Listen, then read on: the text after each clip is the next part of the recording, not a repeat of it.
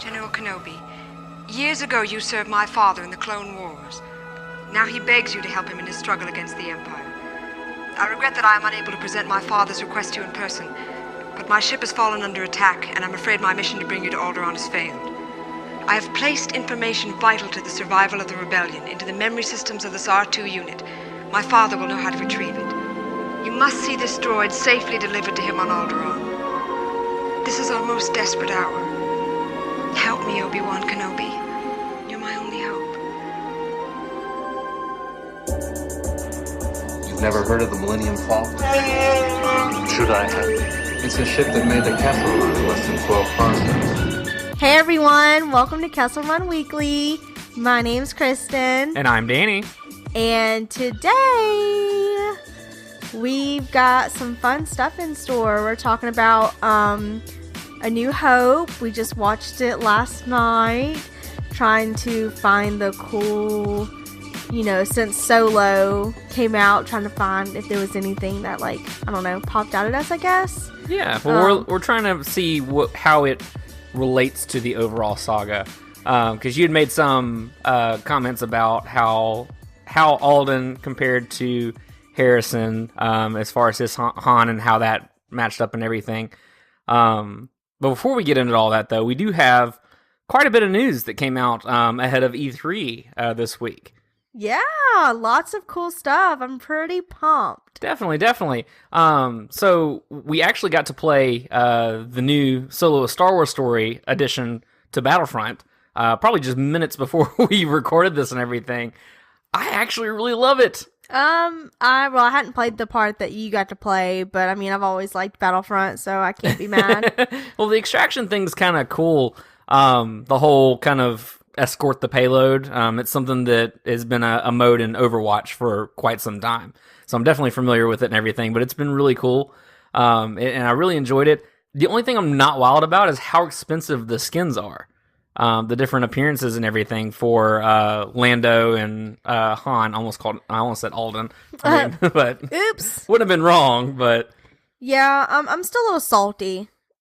Just not gonna lie. Cause we spent so much time and credits on unlocking characters.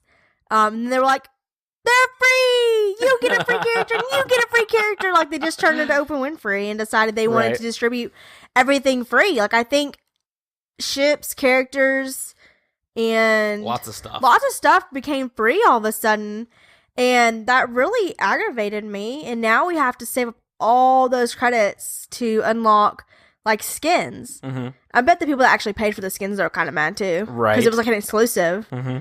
And I'd be a little salty that way too. So I can't say much. Well, with 80,000 credits, you would think that it doesn't sound a lot, but I've been grinding, and you've been witness to this. I've been grinding for this for probably 4 days, and I'm still not there.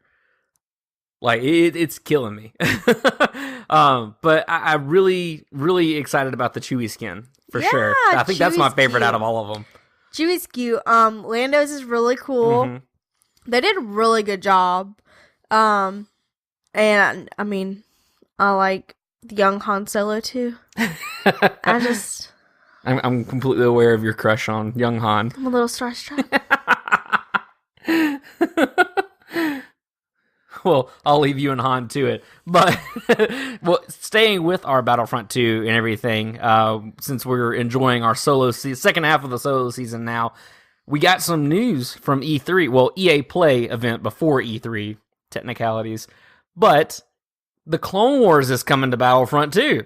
My lord, is that legal? I will make it legal. Yes! So, oh my gosh. EA listened, so awesome. Yeah, I like how they delivered that. Weren't they and so we know the fans have been asking. Yeah. So we're excited to announce. Yeah, the announcer was really excited. Yeah. He had such enthusiasm. Such enthusiasm. You could tell Star Wars is his favorite fandom. But yeah, so we're going to get General Grievous, Obi-Wan Kenobi, Anakin Skywalker, and Count Dooku. I am so pumped. Especially about Grievous. That's going to be cool. But I hope that Obi-Wan and Anakin are both the Clone Wars versions, like the Clone Wars animated. Like, obviously not looking animated, but like having their armor and stuff. I think that'd be really cool. It'd probably be a skin. More $80,000 credit skins. For those who love Clone Wars. That could pave the way for Ahsoka, too. Please. God, please. Yes, please, Ahsoka. That'd be awesome, Mr. Goofy. So, yeah. And then in addition to that, we found out that we're getting a new Star Wars game, too. Yeah. So for those of you who are tired of Battlefront 2, not sure why you are, but probably in the credit grind. I got tired of it the other day, too. We are getting a new game called Star Wars Jedi Fallen Order. It's supposed to be like an action-adventure. The way I read it kind of seemed like Force Unleashed kind of thing. So I'm really excited about that because it's supposed to be taking place during Order 66. During the dark times. Yes, during the dark times. That's all I can really say without giving anything away. You're really loving it's those interviews. Dark. Very dark. Very dark. That's literally, it just cracked me up because that's like all I could say really is that it was really dark. And I think somebody even asked like a question or something, or it was that girl. Mm-hmm. It was that girl. She cracked me up. She was even trying to ask to like pry stuff, and this guy was like, "It's a dark time, so dark, like almost like his life has been changed, but it'll be fun, right?" Looks like he's really gone deep in the Order 66. But it's you'll really be affecting dead. him. Right? It's really affecting him now. Yeah. Too much darkness. But I'm really excited about that because it's supposed to be like from the point of view of a Jedi Padawan. So it's a Padawan on the run from Order 66 and everything. Man. I'm excited. And it's a canon story too because they're working with the Lucasfilm story group. You know, I forgot about the whole Jedi thing for a minute. I was like so focused on the dark side there.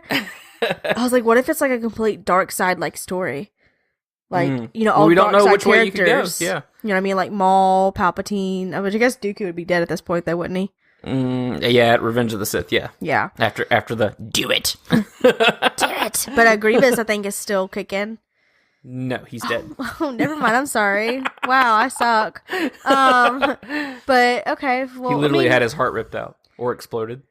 Thing. Well, I mean, I guess it doesn't have to be just in that timeline, but I guess it would make sense for it not to be. I'm really hoping that this Jedi game, though, I hope it really plays really similar to like the story mode in Battlefront. I just think the graphics are really cool and the gameplay is really simple and easy, but it's still like really cool. Like I mean, if you got a chance to play the extended. It wasn't really extended. It was the second part, that came out with The Last Jedi, yeah, which really and truly didn't have anything to do with it.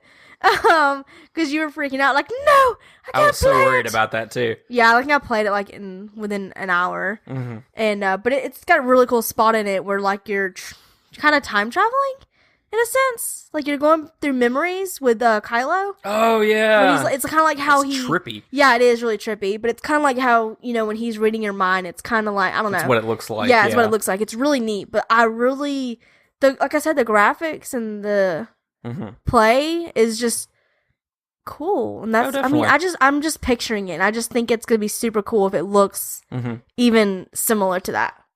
Oh, definitely. So I completely agree with you. With it being from the point of view of a Jedi Padawan and everything, it reminded me of Kanan. I doubt that they would go that route, but it would be cool if like he crossed some familiar characters and everything like that, even though I'd be completely down with a brand new thing. I didn't even think about Kanan. My life has been made.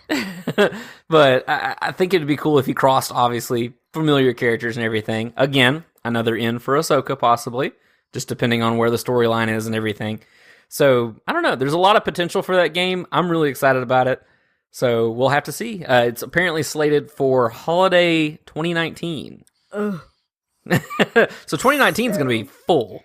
And we're going to be broke. Yeah. Yeah, because they'll probably... No, they wouldn't do that. Never mind. They'll probably release it like for Black Friday. Oh, and people gosh, will that go would be awful. Because we'll want it too. So it's like turkey video games. Turkey Yay. video games. Just kidding. We'll be at work. Right. But yeah, so I think that's going to be really cool. I'm really excited about it. So yeah. So I guess it's time for our main event. Main event! Main event! And now, our feature presentation. Whoever's been watching, listening, or anything to the podcast, we've been talking a lot about Solo here in the last few episodes, and we've been wondering how Solo really fits into the story so far. Right. So we decided we were going to watch A New Hope. Because Kristen here has only seen it just maybe a handful of times, and we wanted to, up that number. The funny part is I've probably seen A New Hope more than I've seen any of the other movies. Probably, because I think every time we sit down and think let's watch a Star Wars movie, for some reason that's the one we go to. No, when absolutely. we're thinking about watching the older ones, that's the one we go to. A cool thing we found out after we watched the entire movie, we realized we had the unaltered version. And it bummed me so bad that we did not Same. know that we had that. Same, because it looks so different. It's really cool because it completely takes a lot of things out. Because obviously, throughout the movie, you can see where they decided to add stuff in. I was going to mean, stupid stuff, but it's not really stupid. But you could just tell it doesn't fit. And so, there's a few cool Cutting parts. edge for its time. So is Jurassic Park. No, I'm just kidding. There remains 20-year difference. Sorry. But I just really enjoyed Jurassic Park. I'm sorry. But you made me lose my train of thought because you said sorry. it's cutting New Hope, edge. CGI. Yeah, CGI. Yeah, thank you. So there's a few parts that look pretty cool, even though you can tell they're fake. But there's some where there's almost like a dinosaur walking across the stream, and you're like, where it's just blatantly obvious. yeah, this doesn't belong it here. just completely stands out. But not terrible. But it's cool. I don't want to do it right now, but I do want to go back and watch the unaltered version. Oh, definitely. Now that we know we have it, because it's been the hunt for trying to find one for you and everything. So yeah, now that we have it, right? Because the whole reason we found out was because we were looking for deleted scenes and bonus features. Oh my and god, things it like was that. a Lego game. Yeah, it was an a Xbox, Lego Xbox 360 game. What? What? Yeah, it was funny. But yeah, Okay. so we have the original theatrical releases of all three of them, actually. So All three? all three. Holy crap! So Empire Strikes Back, we'll watch the original theatrical. I don't think there's any alterations, or not very many, but I don't know. We'll see. We'll find out. So yeah, so into A New Hope. So first off, first impressions. What did you think watching it all over again? I mean, Is A New Hope one of your favorites? no. Really? Okay. Yeah. Why's that? Luke's so whiny. Uh-oh. I can hear the Sorry. groans. Sorry. I'm sorry. Yeah. Who's your favorite in A New Hope? Nobody. What? I hate them all. I'm just kidding. No, I mean, I really like Obi-Wan. I like Old Ben. Mm-hmm. Different people, just in case you didn't know. I'm just kidding. It's like Childish Gambino and Donald Glover. I'm just kidding. The artist formerly known as Kenobi. Right. But yeah, and then I mean the droids as always, they crack me up because I don't know, I just feel like every time I watch it, there's always not necessarily something else that pops out at me, but there's always, I guess there's always something else I've noticed a little bit more. Just something sometimes I've heard it or seen it or whatever, but sometimes it just kind of like Always discover oh. something new. Yeah. Those, I didn't know that was there. I definitely did have that moment. It was really cool. So cool. So in relating it to Solo, so from the one that we see of how Alden portrayed it and where Han is in that story versus where we see him in A New Hope, what did you think? So I think we're on the right path to getting this same Han Solo, but I do think that right now, and this time in story with it being like a 10-year gap, I do honestly believe that they're like two different people right now, because this Han that we have is kind of all about himself and Chewie. Like, obviously he looks out for Chewie, but he's all about himself, his ship, and his money. It feels a little more cutthroat. It does. Even though towards the end he kind of gets all soft and squishy. But at first he seems a lot more hard and cutthroat, more the smuggler archetype. Right. And right now we just don't have that in with just the Solo movies. Like, we don't have that we don't have that same Solo at the moment, but I think that's what we're gonna get. I'm pretty sure we're gonna get a sequel of the Han Solo movie, and or some kind of fill-in, because the jump between Alden's Han, the Solo movie, and A New Hope, like you said, is night and day. Like, he's still that hopeless romantic and that naive guy in Solo when you end it, because I don't know, when he sees Kira, I almost said Amelia Clark. I mean, wouldn't be wrong, but when he sees Kira flying away, like, yeah, he's heartbroken, but it doesn't seem like he's kind of devoid of hope. You know what I mean? It's kind of still that naive, well, she's not gone forever, is the impression that I got on it. Yeah.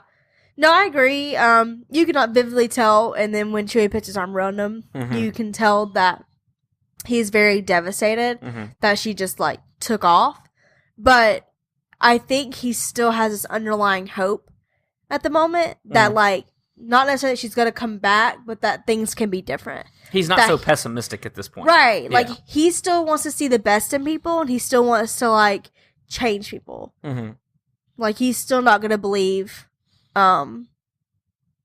Well, I can't remember that man's name. Beckett. Thank you. I'm picturing him, and I almost called him Krennic, but I was like, that's not right. But it's like he still doesn't really want to believe Beckett. That, like, it's so funny too, because we talked about no this. One, yeah. Yeah, we talked about this too. It's just so weird how, like, first time seeing the movie, I was kind of like, oh, Kira! And then at the second time around, after you got all that advice from Beckett, and then you see, like, what Kira does the entire time, you're just kind of like, you snake. Right. Like, she comes off a lot more diabolical the second time around. She does. But, Han still doesn't see that. Like, I mean, but he grew up with her. You know what I mean? Like, he was, like, almost like his high school sweetheart in a way. You know what I mean? Right. So, of course, you're not wanting to think the worst of them. Like, you still... I mean, I honestly at this point would say that he still loves her. And that's why he doesn't want to, given the fact that she betrayed him. Han at the end of Solo, I definitely believe is not, like, completely just... I mean, he's heartbroken, but I don't think he's given up yet. No. Because Han's not... I mean, even though you see him try to tuck tail and run, when they're like, oh, yeah, well, all you wanted was the money, and, oh, I'm just going to go, and everybody gives him a hard time about going and leaving and everything. And I'm just like, but, I mean, you just joined this rebellion, like, hours ago, so calm down, Luke. But at the same time, like, I don't know, I want more. I want more of Alden's Han. I want more of that progression that we started in Solo. I really hope they continue it. I really do. One thing that we had talked about kind of before the show, it was a tweet that I had seen that Brian Young had quoted, where he was talking about George Lucas and everything, and how George Lucas was saying that he doesn't make Star Wars for the fans or to please the fans or even test it with audiences. He makes a story and tells the story that he feels he needs to tell.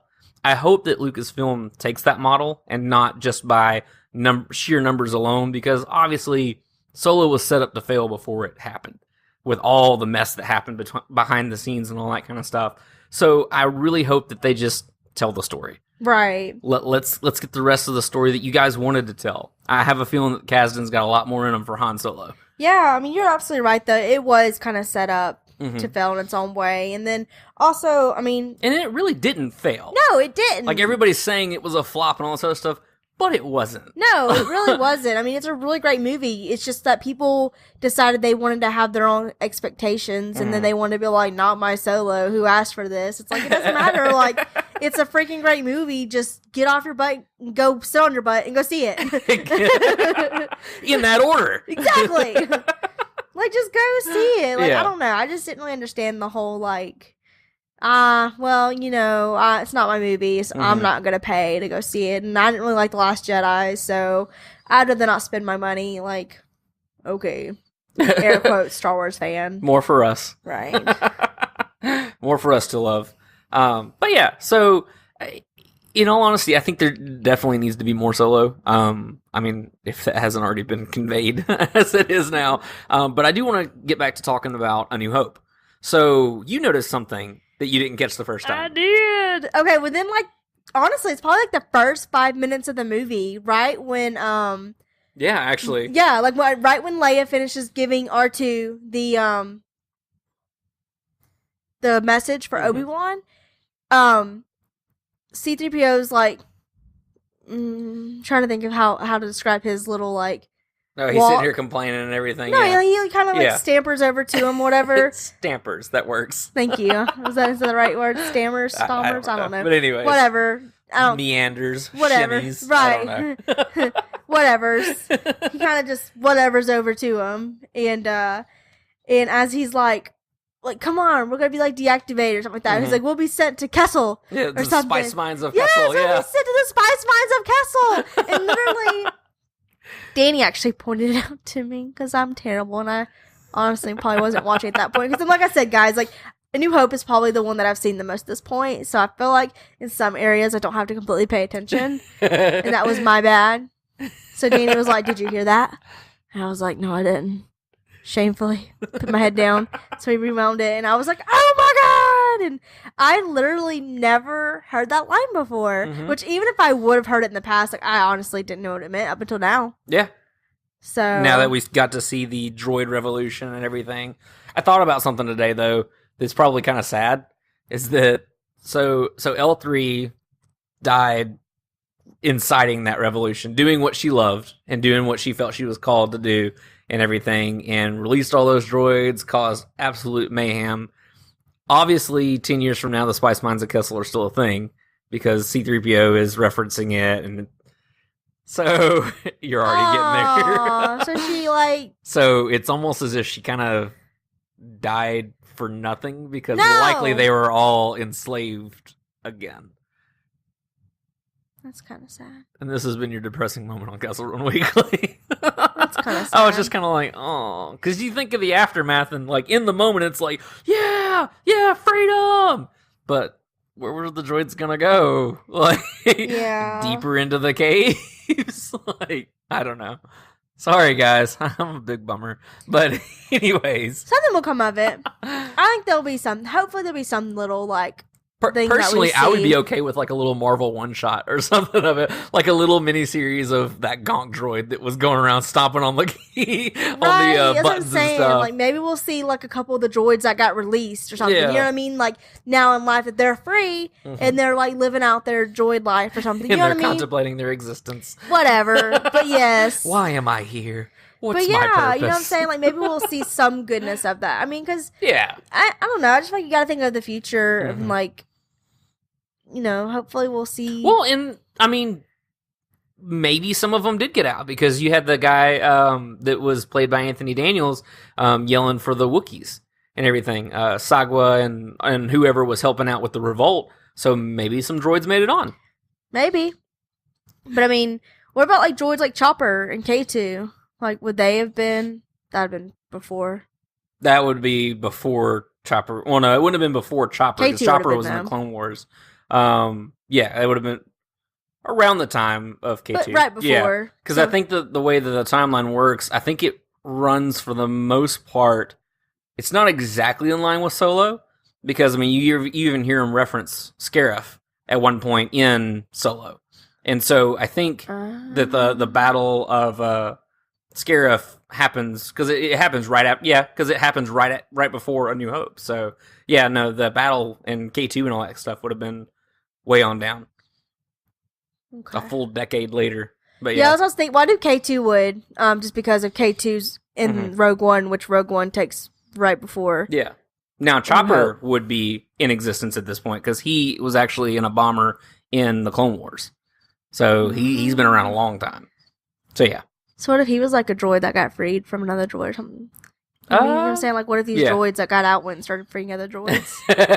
It just caused a free droid epidemic across the galaxy. Pretty much. Wait, where's my droid? I think Chopper was saved by Hera. Yeah, he was saved by Hera when his bomber crashed with his original owner, I believe. Fine. So, just stop smushing and killing all my dreams. I'm just trying to live. We'll get you there.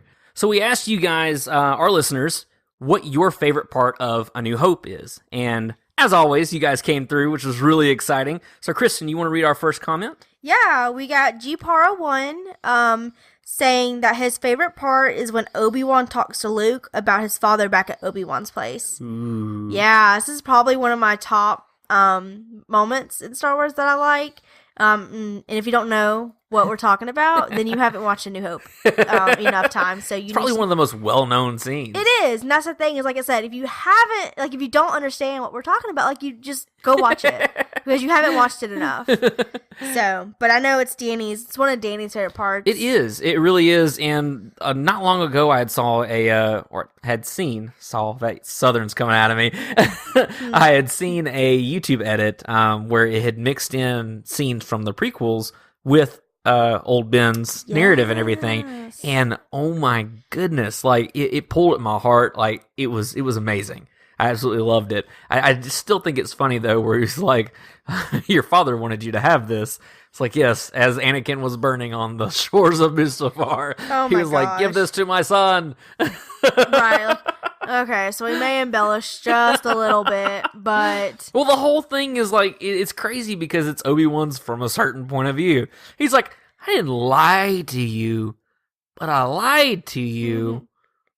But I mean, not really. Right. I mean, it was a lie, obviously, but I feel like it was done... From a certain point of view. But I mean, I do feel like it was done tastefully. Mm-hmm. Like, he wasn't, like, embellishing this huge story, like... Well, I mean, the alternative is, hey, me and your dad kind of got in a fight, and I had the high ground. He didn't. Chopped his legs off. He slid down to the shore. He burned. Honestly, I didn't do anything. I just kind of let it happen. And then I took his lightsaber and walked away. Oh, by the way, he killed a bunch of younglings. Yeah, right? So he was a bad dude. He was a really bad guy. Should have been locked up for years. Death sentence was coming. But then, as always, Fox Rono cracks us up. Oh, as always. He actually had commented his favorite scene on here as well. He did. Yes. So his favorite scene was, and Fox Rono, you have our heart for this. "You never heard of the Millennium Falcon? It's the ship that made the Kessel Run in less than 12 parsecs. Hey! Only if you round down. Only if you round down. So yes, I love that part too. I love especially that we actually got backstory on that in Solo. That was amazing. Yeah, and then Borby even commented.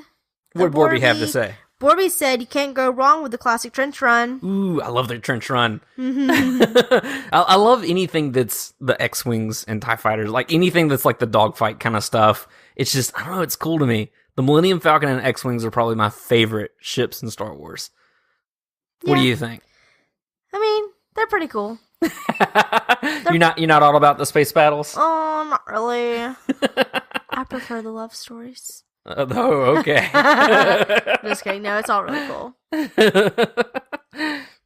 So neat. And then Rebels Pod, which is a really cool podcast that just recently went through all of the seasons of Rebels and everything. Had some really cool guests on there as well. Their favorite scene was "He doesn't like you." So we responded, "I don't like you either." You'll be dead. We're wanted men. I love that part too. I mean, like you and I quoted that way before you even were like big into Star Wars too. That was probably, for the longest time, was probably like the only line I really knew. It probably was, or the "I love you." I know we would joke with that too, but not even part of this movie. But you know what I mean? Like, yeah, it was funny. Every time there was something that happened that was like, "Ooh, he doesn't like you," but I don't like you either. Something to that form of fashion, and then it would just kind of escalate from there. But good times. Oh yeah, absolutely. And then we had one last comment from Twitter. Our friends at WSTR Media, either Todd or Aaron. I don't know who sent this, but thank you guys. So this one comes from WSTR Media, and they said so many. Vader's entrance, best bad guy's entrance ever, anything in the cantina, and the Death Star trench run. How can you not love the cantina? Like, I mean, everything about it is awesome. I'm super stoked about getting to visit that at Galaxy's Edge. Yeah, I know that's one thing we kind of had to pause and kind of talk about in the movie for a second. We're like, man, I hope the cantina looks exactly like this cantina. Give or take. Give or take. I'd be okay with a little more. Not less. Don't take away from me. Right, no. That's what I meant. Like, I'm sure it'll look better and all. Like, it would look... Surely it look the same-ish. As long as we get our same hive of scum and villainy, I'll be happy. I hope to find an arm on the ground. Just randomly walk by. A bloody arm. Sorry for the mess. And then Greedo. Yeah, just Greedo slumped over in table. Hole in the wall and everything. That would be amazing. Just slumped over the table. Just, okay. Just post kidding. our pictures, all that good stuff. Y'all. I know, right? The arm too, never mind, I'm sorry. This is have to be adults at night or something. Right. That Disney After Dark. There you go. There's something for you. Right. So being somebody who absolutely loves Vader, what did you think of Vader's entrance? Because that's the first time you ever get to see Vader. What did you think? So I don't want this to come off as kind of like, not mean, but like, honestly, I like Vader's entrance in Rogue One better. Ooh, like, okay. I mean, it's cool because he's the big bad, and, you know, he cracks, I mean, he doesn't crack me up, but he kind of does. Like, I like his cockiness still, because he's just as cocky when you think he's about still it. Anakin. He is. Yeah. Because, you know, you get that part with I don't want to say the council because it's probably not they are, but all those little people that are sitting on that table. Oh, and yeah, that one yeah. guy's just sitting there. And I've really honestly never on the listened. Death Star? Yeah. Yeah, I've really, not honestly, up until this point, I've never really listened to what that guy was saying. But he was just dogging him. Sitting there thinking, dude, he's like, you're the last one of the part of the Force. The ancient religion, Yeah, the ancient religion, voodoo, magic, bah! You know, like he was just dogging him. And finally, he was like, I can't take it. And all of a sudden, he was like, and I literally just like busted out laughing because that's probably one of my top 5 parts. It's so funny to me because it's just like, dude, shut That makes me wonder if that's the first time that Vader's ever used the Force around or on him. Just because he's just sitting there, like you said, he's just dogging him. You're the last of your ancient religion, and da-da-da-da. It doesn't make sense. And he's just kind of like, okay. You little hokey pokey. Right. But yeah, I absolutely love that too. I know, it's pretty funny. Gets me every time. I like the choke part always, but when I was actually listening to what he was saying to Vader, I was like, bad idea. Definitely. One of my favorite moments is actually when they're on the Millennium Falcon. Because, I mean, the Millennium Falcon. Of course. But it's around the time where Luke is training with his lightsaber on what they were calling the remote, the little flying droid that was shooting at him and everything. I thought it was really cool because, like, you've got Obi-Wan going through saying stuff like the don't feel, like use your instincts, kind of stuff like that. I can't remember exactly what it says, but I'm quoting Qui-Gon at the moment. But I mean, it's telling him to go by his instincts and that to fuel the Force moving through you and all this other kind of stuff. And then you got Han back behind her. It's like hokey religions and ancient weapons are no match for a good blaster at your side, kid. Stuff like that. I love that cockiness. Like, I never realized how much Han was my favorite character until now. Right. Like, I just love Han and Chewie. They're just... You've always known. Quit playing. I have always known, but at the same time, playing. not to that extent, because I love the Jedi and Sith and that whole turmoil back and forth with the Force and all that kind of stuff. And Han and Chewie have just always kind of been there. And it's just like, oh yeah, I like them. But like, they're my favorite. Like, Yeah. I feel like with confidence, I can say they are my absolute favorite. Like, Right. Nobody tops them for characters for me. Not even Anakin. Anakin's a close second. Well, I guess Han and Chewie count as one. We'll say, but yeah. No, they don't. Yeah, they do. No, they don't. They come in a pair, man. Whatever. Well, until But, the Force Awakens. so, But my favorite part is when Uncle Owen. and Aunt Beru are barbecued. What? That's so messed up. I'm just kidding. I'm just kidding. But I do have to comment on Luke Skywalker's like composure. Mm-hmm. At that part, he literally just like goes over there, and next thing you know, he sees them like laying there barbecued, crispy, like so bad that they're like to the bone. Mm-hmm. All you see is skeletons, like charcoal skeletons, and he's just like, okay, guess I'm going to Alderaan. Guess I don't have to stay on one more season. Right? Like, dang, son. Yeah. I have to admit, this Luke at this point is not necessarily my favorite. And that's the thing, The reason I think that is because, I mean, and we've said it on the show multiple times, George Lucas made this for the 12-year-olds, for the kids that are coming of age and everything. Right. And I think Luke appeals more to that age. He's the kid character. Leia's kind of got it together. Han and Chewie kind of know who they are, except they grow up a lot more and everything. But I don't know. Like, I feel like that's probably the draw with Luke. But Luke's never been my favorite, though. So I don't know. Maybe I'm weird. No, he's not been my favorite either. But I see what you're saying because, I mean, throughout the movie, well, through the beginning of it anyway, you get that teenager who just wants to go and I want to go to Tashi Station. Right, and then Uncle Luke. Oh, I almost said Uncle Luke. Wow. Uncle Owen. Yeah. Is like, you can go hang out with your friends when you finish your chores. Yeah. So you got like that parent kind of figures, and you got the kid that's just wanting to go, not necessarily do what he wants, but he wants to go spend time with his friends, and they're like, no, you have chores, like you have to do this, this, and this first, you know what I'm saying? So you get like that teenager angst and stuff, I guess, in there as well, but I don't know. But I mean, I understand it. Like, I'm not mad at it. I don't hate it.